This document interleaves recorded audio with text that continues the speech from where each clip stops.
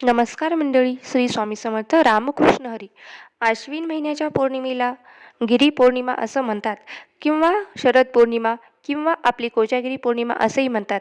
काही दिवशी या ठिकाणी शेतकरी लोक या दिवशी रात्री धान्याची पूजा देखील करतात, म्हणून या पौर्णिमेला आपण नवान्न पौर्णिमा असंही म्हटलं जातं. आता मी तुम्हाला व्हिडिओमध्ये सांगणार आहे की या दिवशी काय करावं, काय करू नये, लक्ष्मी प्राप्तीसाठी काय उपाय असतील, आपल्याला या दिवशी काय करता येतील, आजारी व्यक्ती असेल किंवा आपल्या स्वतःच्या आरोग्यासाठी आपण काय करू शकतो, या दिवसाचा पुरेपूर वापर कसा करून घेऊ शकतो याबद्दल संपूर्ण माहिती मी तुम्हाला या व्हिडिओमध्ये सांगणार आहे. चला तर मग हा व्हिडिओला सुरुवात करूया. कोजागिरी. कोजागिरी या शब्दाचा अर्थ होतो जागृती, म्हणजे कोण कोण जागा आहे. माता लक्ष्मी विचारते, ज्या घरातील मंडळी खरोखरच कोजागिरी पौर्णिमेच्या रात्री जागे असतात, माता लक्ष्मीच्या स्वागतासाठी तयार असतात, त्यांच्या घरामध्ये माता लक्ष्मी प्रवेश करते, त्यांच्या कुटुंबाला भरभरून आशीर्वाद देते आणि त्या घरामध्ये कायमस्वरूपी वास्तव करत असते, ज्याला आपण आपल्या घरामध्ये लक्ष्मी नांदते असे म्हणतो. प्रत्येकाला वाटते की माझ्या घरी माता लक्ष्मीचा आशीर्वाद असावा, माता लक्ष्मी माझ्या घरात नांदावी. तर कोजागिरी पौर्णिमेचा दिवस अजिबात चुकवू नका. कोजागिरी पौर्णिमा हा सण खूप मोठ्या उत्साहात साजरा होतो. याचं कारण म्हणजे नंतरची ही पहिली पौर्णिमा असते आणि ही आश्विन महिन्यात येते, म्हणून तिला आश्विन पौर्णिमा देखील असे म्हणतात. आता या दिवशी प्रत्येक कुटुंबातील ज्येष्ठ आपत्याला पाल्याला ओवाळून त्याची किंवा तिची आश्विन साजरी करण्याची पद्धत आहे. म्हणजे काय, तुम्हाला एकापेक्षा जास्त मुलं असतील किंवा एकच मुलगा असेल तर साहजिक आहे की मुलगा किंवा मुलगी असेल या दिवशी औक्षण करायचं असतं. एकापेक्षा समजा एक जास्त मुलं असतील तर मग आई वडीलचं मन असेल किंवा वडिलांचं मन असेल किंवा तर दोघंही कधीही आपल्या मुलामध्ये भेदभाव करत नसतील. इथे जरी सांगितलेलं आहे आश्विन पौर्णिमेच्या निमित्ताने आपल्याला ज्येष्ठ पाल्याची आश्विन करायची असते, तरी पण आपल्याला जेवढी आपत्ती आहेत, आपल्या घरामध्ये जेवढी मूल बाळ आहेत, त्या सगळ्यांची तुम्ही पूजा करू शकतात.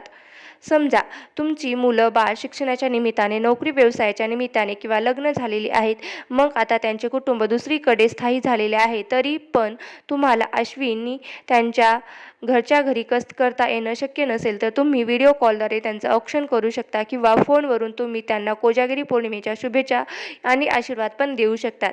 अशा पद्धतीने हे जे औक्षण अश्विन पौर्णिमेच्या निमित्ताने किंवा कोजागिरी पौर्णिमेच्या निमित्ताने होतं, त्याला आपण आपल्या पाल्यांची आश्विन करणं असे म्हटलं जातं.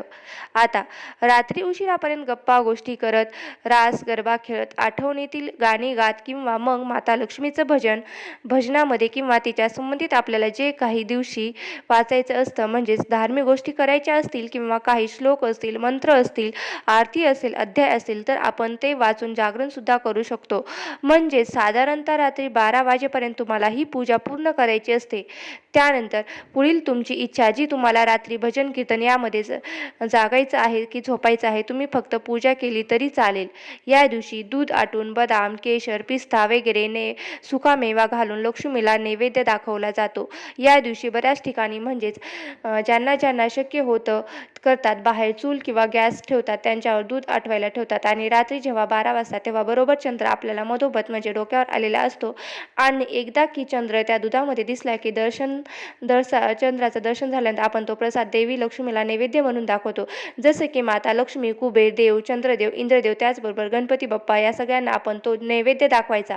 त्यानंतर तो चंद्रप्रकाशामध्ये काही वेळ ठेवायचा, कारण त्या दिवशी चंद्र संपूर्ण कलाने युक्त असतो. आणि मग चंद्रप्रकाशामध्ये काही वेळ खीर ठेवा किंवा दुधाचा प्रसाद ठेवा आणि त्यानंतर आपण तो घेतला तरी चालेल आणि आपण घ्यायचा आणि घरातील सर्वांना वाटायचा. तुमच्यापैकी काही जणींना प्रश्न पडलेला, या दिवशी आपल्याला उपवास करावा लागतो किंवा उपवास धरणे अनिवार्य आहे का?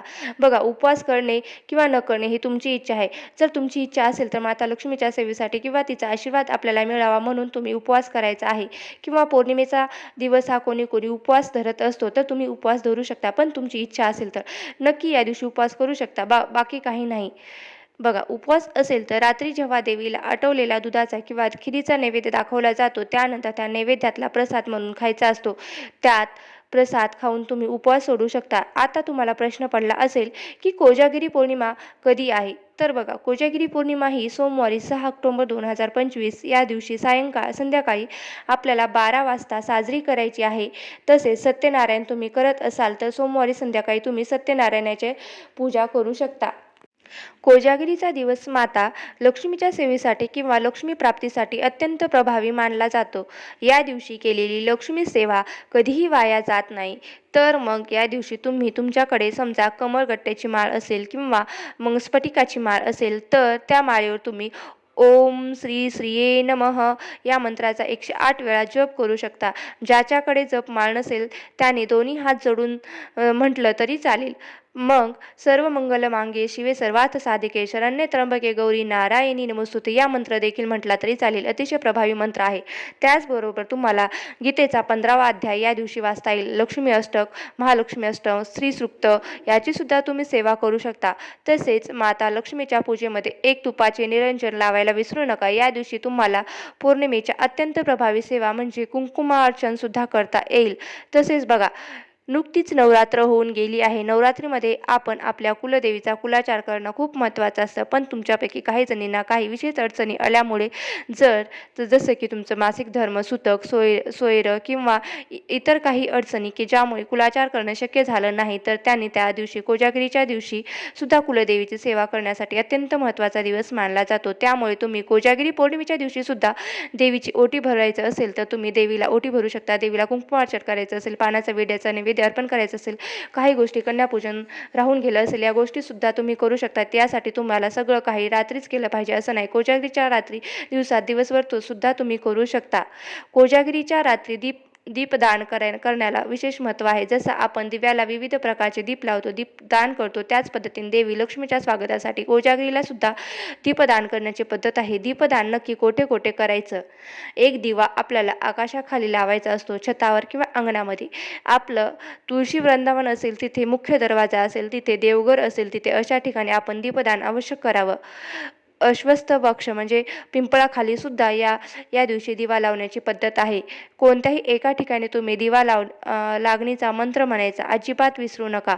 तो कोणता? शुभम करोति कल्याणम आरोग्यम धनसंपदा शत्रुबुद्धी विनाश आहे दीपज्योती नमस्तुते. हा मंत्र म्हटल्यामुळे काय होतं तर देवी लक्ष्मीचं आगमन होते आणि आपल्या घरात होत असते. याशिवाय शत्रुपीडा असेल किंवा आपल्याला काही आधी व्याधी असतील तर त्या सुद्धा निघून जातात. आता सगळ्या शेवटी जी गोष्ट आहे, आता आपण या दिवशी उपाय काय काय करू शकतो. या दिवशी चंद्राचं आगमन असतं, त्यामुळे थोडा वेळ का होईना म्हणजे जास्तीत जास्त 10 मिनिट का होईना चंद्राच्या प्रकाशातले अवश्य बसा. चंद्र उगवल्यानंतर तुम्हाला चंद्र देवाला अर्घ द्यायचे. त्या निमित्ताने सुद्धा तुम्ही तुमच्या अंगावर चंद्राचा प्रकाश घ्याल. ज्या महिला प्रेग्नेंट असतील, गरोदर असतील त्यांना सुद्धा पूजा करायला काहीच अडचण नाही. त्या सुद्धा चंद्रदेवाला अर्घ देऊ शकतात. बऱ्याच जण असं करतात की रात्रभर चंद्रप्रकाशामध्ये दूध झाकून ठेवतात आणि दुसऱ्या दिवशी सकाळी उठल्यानंतर अंघोळ झाल्यानंतर किंवा अंघोळीच्या आधीच आपण ते दूध प्यायचं असतं. ज्यांना शक्य होईल त्यांनी या गोष्टी अवश्य कर आणि कोजागिरीचा दिवस अजिबात चुकवू नका.